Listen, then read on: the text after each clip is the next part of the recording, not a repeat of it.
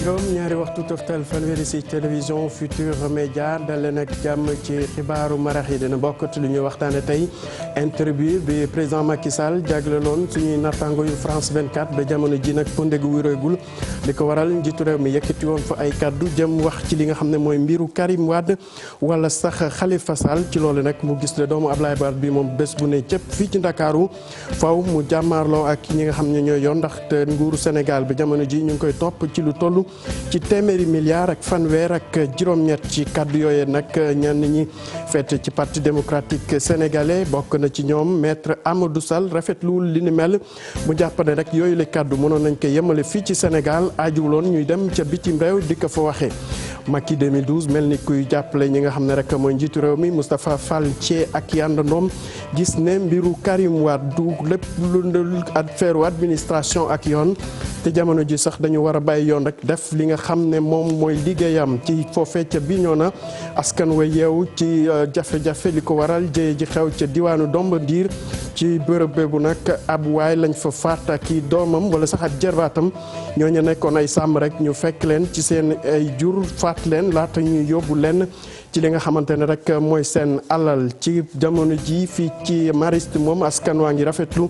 dogal bi kilifa yi jël tabaxab leen ab gendarmerie ñu gis ne rek ak boobule makaan dina tax bépp jafe-jafe bu ñu nemeeku woon ci diwaan ba mën a wàññeeku bu baax a baax. Mawlid 2018 Tiwaawoon di waajal xew-xew bu baax a baax UCG jël matuwaay yu war ngir lépp lu aju ci wàllu mbalit ak li ni mel ñu mën ko fa jëlee ci loolu nag dañu mobiliser soxna yi yeewoo ci bërëb ba fexe leen dugal leen ci liggéey bi ci loolu nag ministère de l'hydraulique tamit jël na ay matuwaay ngir fexe ba taali bi fi ñëw rek kenn du fa am jafe-jafe ndox diiru màggal bi bata muy jeex mbokk yi loo leen ponk yi boo leen taxeloo tuuti ñu faram fàcce.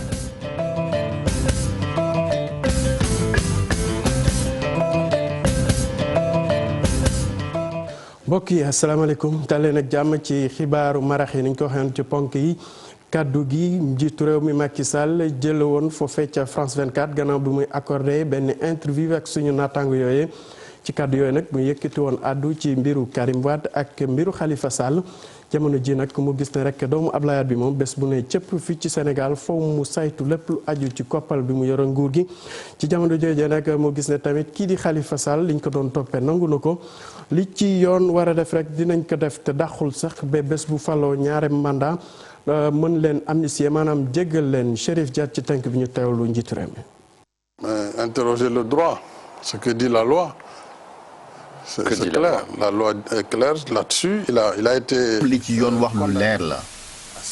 moom Karim Wade dañ ko daanoon juróom-benni atu kaso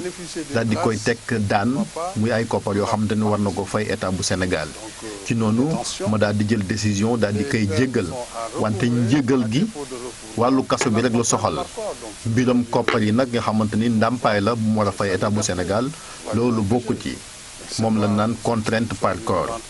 bu bëggee dellusiwaat Sénégal nag am na ci droit am na liberté bi te tamit choix am la loolu kenn mënu ko koo xaañ li ci des nag mbiram droit la ak yoon te yoon woowu daañu ko appliqué. ki ci des di Khalifa Sall moom it musta weddi liñ koy toppee saa yoon ko laajee danaan lii da ko fay fekk moo tax mu ko daa jëfee man bëgguma ci woon wax wante comme dossier bi pare na moom moo tax ma daal di ci àddu amul benn candidat boo xamante ni man dama laa bëgg a éliminer volontairement ndax am na ci ñoo xamante ni bëri nañ te déposé nañ seen candidature mbiram amnistie it musuma ko yëkkati samay kàddu du loo xamante ni ab débat la wante nag kenn dàqul ni man en tant que citoyen sénégalais en tant que dirigeant ak njiitu bu ñu demee ba Sénégal yi décidé falaat ma mën naa am ay coppite yoo xamante ni mën nañ koo indiwaat ñu jéem a àndaat doomu Sénégal yëpp jéem a tabaxaat réew mi ndax yenn saa yi tamit il faut ñuy fàttali weesu ngir dëgmal li ci suñu kanam. national de consensus national. Oui, parce que je pense qu'il faut savoir tourner des pages aussi. D'accord. Chérif Dia ñu desandi kàddu yooyee njiitu réew mi Macky Sall yëkkati woon foofee ca France 24 fii ci Sénégal nag kenn ci ñi nga xam ne rek ñoo féete ci parti démocratique sénégalais rafetlu wu ñu kàddu yi bokk na ci ñoom maître Amadou Sall mu gis ne rek loolu mënoon nañ ko waxee fii ci Sénégal ajuwul woon nag ñuy dem ba bitim réew di yëkkati yenn kàddu Fatima Touré tase na ak moom mu àndi ci ak Pape Sangone Mbaye. S'il choisit de venir, c'est son choix, c'est sa liberté, on ne va lui empêcher.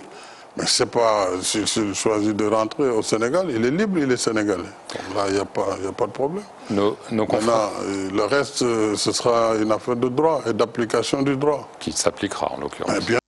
kaddu yi la njiitu réew mi daal di yëkkati ci chaîne télévision bi di France 24 mu nekk nag ay kaddu yu nga xam ni ñu bëri ñu ngi koy ñaawlu mu bokk ci nag maître Amadou Sall mu PDS moom sax daal di dal ci kaw njiitu réew mi bu baax. dem ba bitim réew naan di tëkku say ay sénégalais loolu dafa ñaaw lu mu doon def mënoon a toog suñu biir mu wax ñu ko lan moo xew. moo yeewu suba teel kenn laaju ko mu ne Karim Wade génne naa ko kaso génne naa ko réew mi mu toog ba mu neex ko ni léegi sax su ñibbisee dinaa ko dugal kaso. moom sax di xamale ni seen candidat Karim Wade dina ñibbisi ci lu yàggul dara. dina ñibbisi xam nga nag. way wuy daaneel gaal kenn du ko woy ci mbooloo mi ngi ñëw mi ngi ci yoon dinañu waxtaan ak moom bés bi gën a rafet ci bés yi dina ñëw. moom nag daati mer ba futtu di xamale ni rek karimiste yëpp pare nañu ngir rek daati dem kaso. junni nit ñaari junni téeméeri junni million ñaari million ngi nit wala ñetti million ngi nit dinañu ko xateeru lu ci Macky Sall bëgg nag ñu ngi koy xaar. su ko yéene dugal kaso na préparé dugal 1 million nit kaso su dee nag wóor na ko ne mënul dugal 1 million nit kaso na xam ne bi ñaari million nit dinañu gunge Karim mu dem palais directement. élection présidentielle bu nga xam ni Karim Wade bokk ci waaye tamit Khalifa Sall loolee nag xel xalaatu ko moo tax rek moom muy woo njiitu réew mi mu xoolaat taxawaayam ngir rek élection présidentielle yu 2019 yu ñu dëkkmal ñu mën ko rek amal ci jàmm ak salaam. desande kaddu njiitu réew mi foofee ca France 24 nag mu mel ni ku ci xawoon ko bos ñi nga xam ne rek ñoo féete ci société civile bokk na ci Amnesty International mu ne nag ñu bëri si ñoom dañu xaw a laaleeg politique ba tax na rek seen taxawaay yenn saa yi duñu xam ni mu demee ñooñu nag andi ab tontu ne ñoom li leen tax a jóg mooy askanu Sénégal xeex def kem kattan ngir àq ak seen yelef ñu mën ko sàmm fii ci réew mi Seydi Gassama di seen directeur exécutif ñu teewlu ko ci micro Fatima Touré. kon je crois que dafa bëgg rek dénigrer liggéey bu rafet bi nga xam ne ñun def nañu ko jox ko état yi won leen li nga xam ne moom moo fi xew Sénégal ci wàllu ak yelef doomu aadama te loolu président daf ko arrangé woon. rapport bi nga xam ne dañ ko siiwaloon septembre te dañ ko jëbbal woon bépp état boo xam ne bokk nga Nations Unies ndax état yi ñoom ñoo doon examiner Sénégal. ci semaine bale passé te état yu bëri ci rapport bi la ñu sukkandiku pour poser Sénégal ay questions je crois que loolu moo ko naxari moom ak ñi nga xam ne ñoom ñu ko wër moo tax mu wax kaddu yooyu. Moustapha Fall Thié moom njiital Macky 2012 mel ni kuy jàppale président Macky Sall ci coow loolu juddu rek ak ab interview bu ma amaloon foofee ca France 24 mu gis ne rek mbiru Karim Wade moom politique raxu ci lépp dafa fekk ne rek dafa laaleek administration ak wàllu yoon bi tax na rek foofu ñu bàyyi justice bi mu def liggéeyam te ñi nga xamante ne rek ñooy yëkkati ay kàddu moom wax rek moo leen dese ñu teewlu ay kàddoom ci micro Aïssatou Gueye Ba. bilaam dalal na sunu xol dalal na sunu xel itam yaakaar gi am encore ci programme bi mu nar a teg ci deuxième mandat ak projet yi xam na ne ay projet yu mën a def la te dina ko def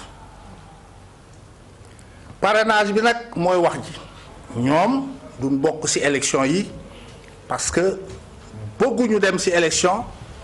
parce que d'abord amuñu candidat ensuite duñ amoon candidat itam dinañ leen battre à plate couture xam nañ ko 138 milliards kooku du dara ci Karim Wade kooku du dara sa mbokk Qatar yooyu mu nekk mën nañ koo fayal lu ëpp loolu mais Karim ci boppam comme papaam xam na ne mënta bokk ci ay élection pas même ci ay élection conseil municipal Karim mënatu see bokk. ñu wax ci leneen ak jéye ji xew ca diwaanu Dombandir nekk ca Bignona foofee nag ci frontière u Sénégal ak Gambie benn waay lañ fa fekk ak jërbaatam faat leen nangu seeni ay jur loole nag di firndelaat ñàkk kaaraange bi nga xam ne rek ñu ngi koy nemmeeku ci bërëb boobu ba tax na waa administration wala sax waa gendarmerie ak police ubbi l'enquête rek ngir dama mën a xam ñi nga xam ne rek ñoo def boobu la ñaawteef Boubacar Diassi andi ceek Lamine Mandia. ca morgue bu hôpital régional bu Ziguinchor diggante juróom-ñeenti waxtu ak fukki waxtu ci guddi ñu daal di wàccee fii néew chef de village bu Dombondir nekk dëkk kaw bu nekk ci frontière bu Gambie ak bu jarbaatam ndax ay sàccakatu jur ñoo leen faat kii di doomu chef de village bi di nettali li xew. Abdoulaye Sagna mooy chef de village Dombonding moom la ñu rey nii dóor ba mu dee ak jaasi ak neveu Ousseynou Sagna moom la ñu rey sama pap la ñu saccagé tey si géttam pour ñëw nangu géttam bi pour dem nangul moom la ñu saccagé rendi ko ak ay armes ay jaasi ak neveu bi dañu ñëw pour sàccas ñu nag ñi loolu moo tax ñu rey ko nit yoo xam ne bugguñu liggéey bugguñu am parce que ku am dara doo xalaat dem lor kenn ñooñu ay bandi lañu. mënuma xam ndax yóbbu nañu nag yi ubbee yóbbuñu nag yi parce que. musiba gii di tegaat ci taabal bi kaaraange askan wi ak lépp li mu moom ci diwaan bët Saalum réew mi. gendarmerie policier ñëpp ñoo xam ne ñu ngi fii pour protéger civils yi si seen alal yi nañu gën a yokk seen doole nañu gën a xarañ si parce que vraiment maa ngi ne armée Sénégal ay nit yi xarañ la ay nit yi mun a surveiller nañu gën a góorgóorlu ci loolu pour ñun ñu mun a ñeme am ay roykaa ñu yar loolu laa am pour wax leen. si saa si la gendarmerie bu nekk ci gox ga daal di ubbi l'enquête. ñu dem ci beneen diwaan boo xam ne foofee rek dañ fa faat beneen doomu aadama di diggante te foofee ca Ndombo nekk ci région bu Saint-Louis foofee nag ab dirigeant nawetaan lañ fa dóoroon ab brique gannaaw xeex bu doxoon rek diggante ay supporters ba tax na rek ñi nga xam ne ñooy yëngu ci wàllu tàggat yaram nekk ci région bu Saint-Louis di àddu rek ci ñi nga xam ne ñooy yëngu ci wàllu sport rawatina football doxante loxo rek wàññi violence bi nga xam ne ñu ngi koy nemmeeku mu doon tamit lu mën a yàq seen ay yëngu-yëngu Ousseynou Diop def ci ab dox ba nemmeeku andi ci ak Habib Seye. jamono ji dañu nemmeeku lu jëm ci wàllu nawetaan yi ay jafe-jafe di ci am bokk na ci ca ndomb Sanjiri foofu ay supporters ñoo doon xeex yu bokk ci ay seen ndomb ak ay seen sulker kenn daal ciy faatu turam di Mansour Serre ci diwaan da géeg di yëngatu ci wàllu nawetaan di ko ñaawlu. naqarlu li nga xam ne moo am ndombo foofu parce que loolu daal jekkul ci football jekkul ci sport sax laay wax d'autant plus que ñooñu nga xam ne ni ñoo ne foofu ndombo ñooñu ay mbokk lañu dara jarul ci àddina ñuy war a xeex ngir football. lu ñu gis nag mooy lu ni mel ci wàllu phase éliminatoire yi lu ci bari lay am muy ay stade yoo xamante ni xeex dafay am rawatina supporters yi nekk ci quartier yi lan moo waral lu ni mel ñu ci bari di ci joxe seeni xalaat. violence bi li koy indi bokk na ci passion bi am ci nawetaan yi jàpp nañ ñu équipe nawetaan yi dañu jegeyantoo et xëccoo boobu aussi day tax match yi xaw difficile et derby xëy na derby la ci terrain bi. mais léegi derby dañ koy yóbbu ba ci koñ bi. koñ ay ñaari koñ yu jege supporters yi di xuloo di xeex ba gaañante wala ba def leneen lu dul noonu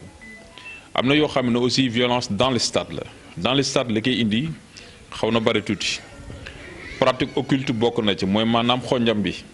ñu gis kat jour bële ma ngay jëlee xonjam bële wala ma ngay wis. yaakaar naa ne nag li waral loolu parfois ci supporters yi ak ñenn ñi nga xam ne nii bëgg seen équipe day tax ñuy def loo xam ne nii dañ koy rëccu ji après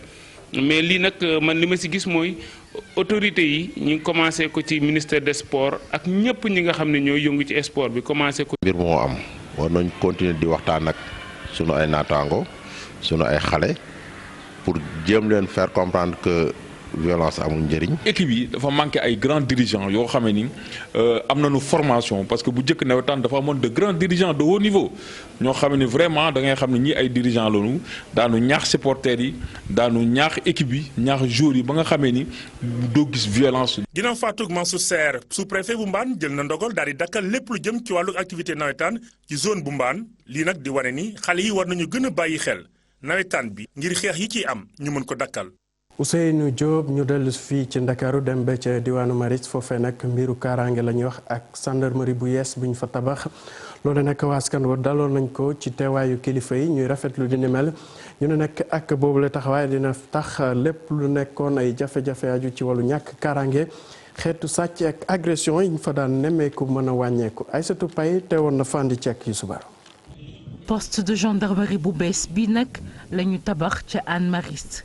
lépp nag ngir xeex insécurité bi nga xamante ne am na foofule ca gox googule maire nag bi nga xamante ne moo yore localité bi di rafetlu li ni mel. bokkoon na ci priorité ci sababu population yi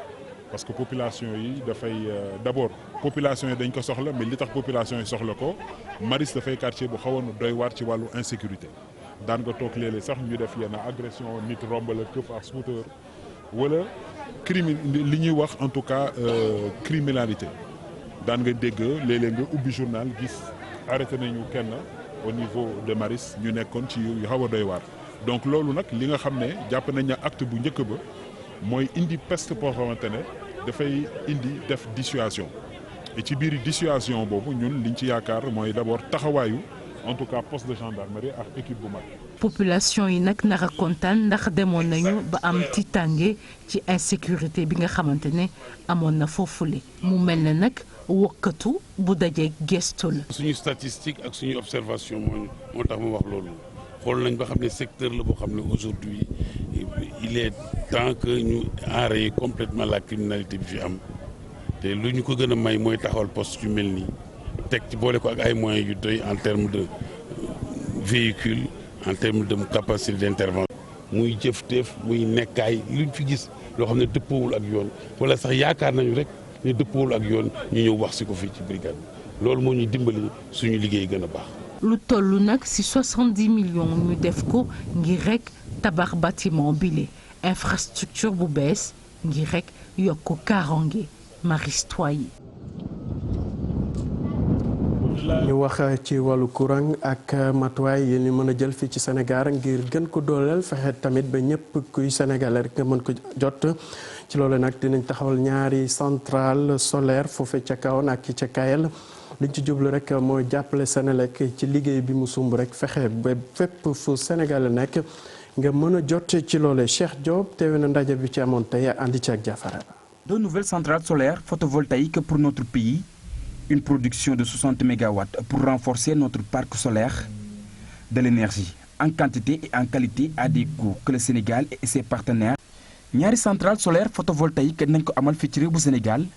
loolee nag di ab production bu 60 MW ngir daal di renforcer li nga xam ne moom moo di parc solaire bi nañ ko amal ci ab énergie de qualité waaye itam de quantité réew bu Sénégal ak itam ñi nga xam ne ñoom ñoo di ay partenaires am di ENGIE Enmeridium. pour signer contrat bi nga xam ne day tax nu yokk sunu jumtukaay ci wàllu toggum courant jëmale ko ci courant bu jógee ci jant bi nu koy wax énergie solaire. tey nu signé pour defaat yeneen ñaar benn Touba benn Kahone soo ko boolee mu doon juróom benn fukki mégawatt ci nu ñuy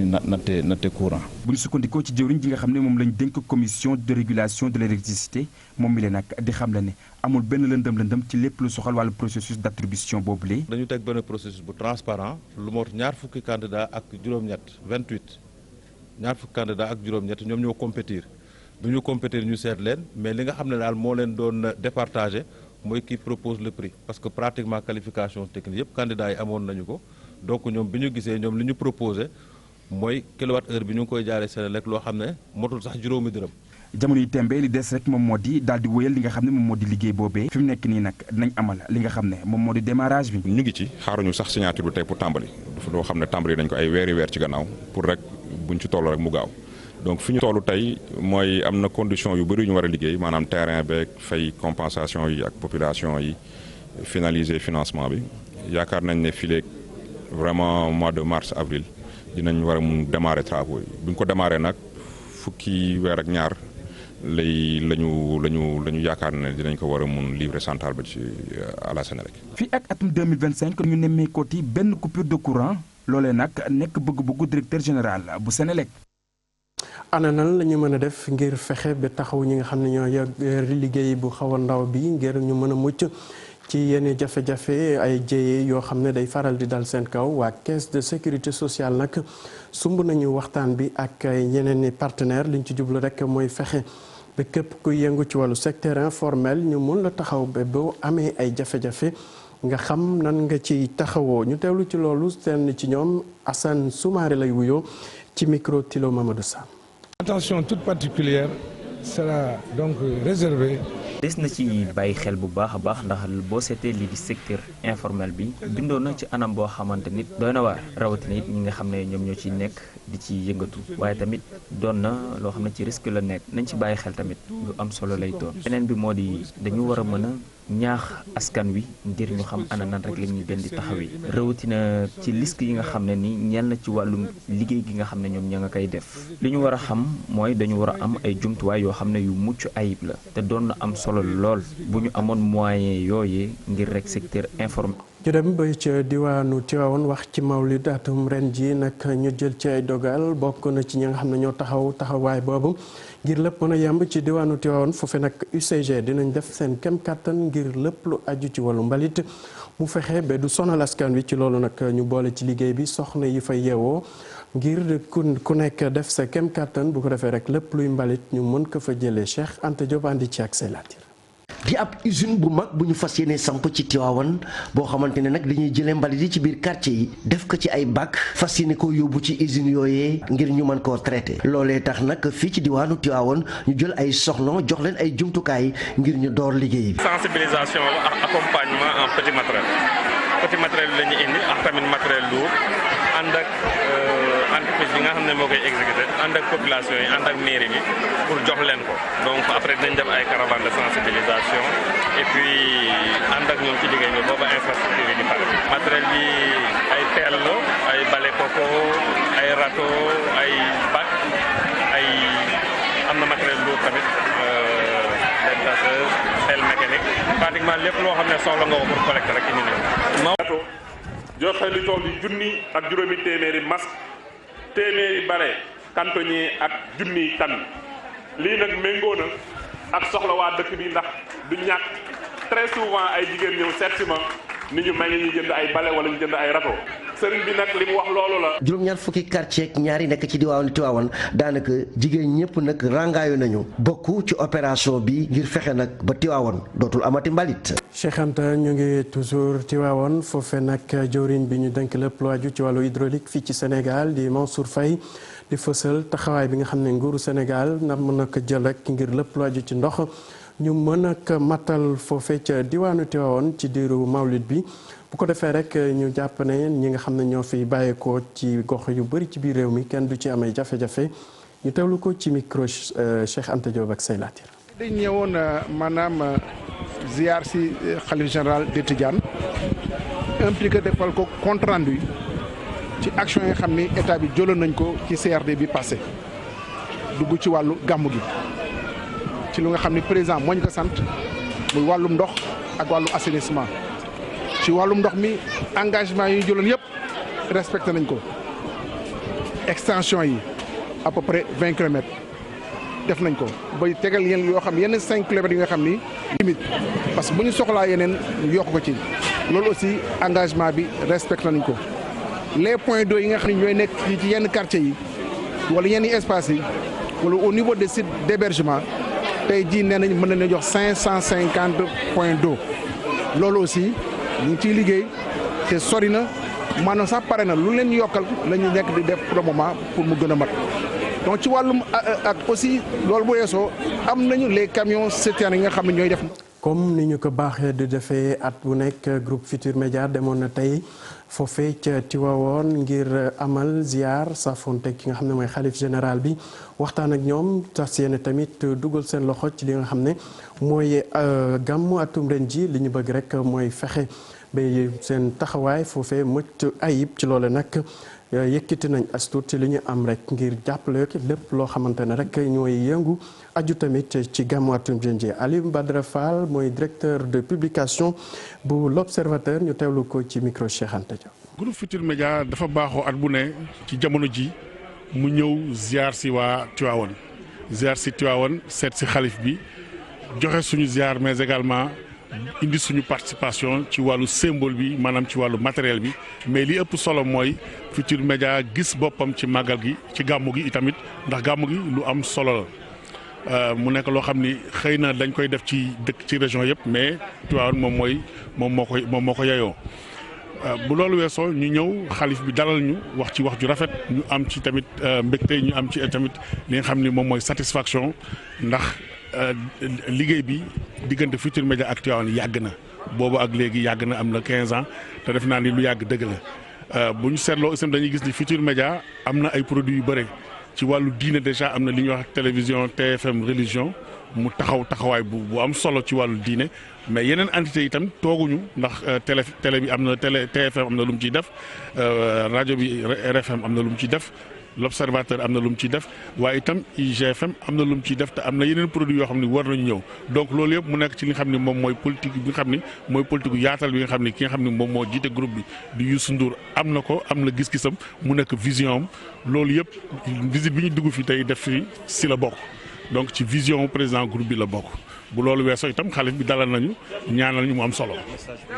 message bi mu délivré message de paix la maanaam jàmm ak jéggal parce que gis nañu ni Sénégal fi nii dañu jëm ci ay élection mu nekk loo xam ne ay jamono yu xaw a tiis la yu xaw a diis waaye itam ci wàllu société bi sax société bi ni ñuy comporté am na violence ba tax nag mu lancé message boo xam ni pour ñëpp baalante pour ñu dem ci jàmm ku ne jox sa morom loxo ngir Sénégal mën a soxaliku. mu nekkoon délégation bu groupe Futurs Médias bu demoon foofu tey si suba loon foofee ca diwaanu Tivaouane mbokk yi fii la ñuy yemale xibaaru marax yi di leen jaajëfal ci teewlu beeg safo bi di leen ñaanal guddi jàmm ci kanam tuuti Cheikh Tidiane Diaw dina fi teew tekkal leen xibaar yi ci nasaraan jërë ngeen jëf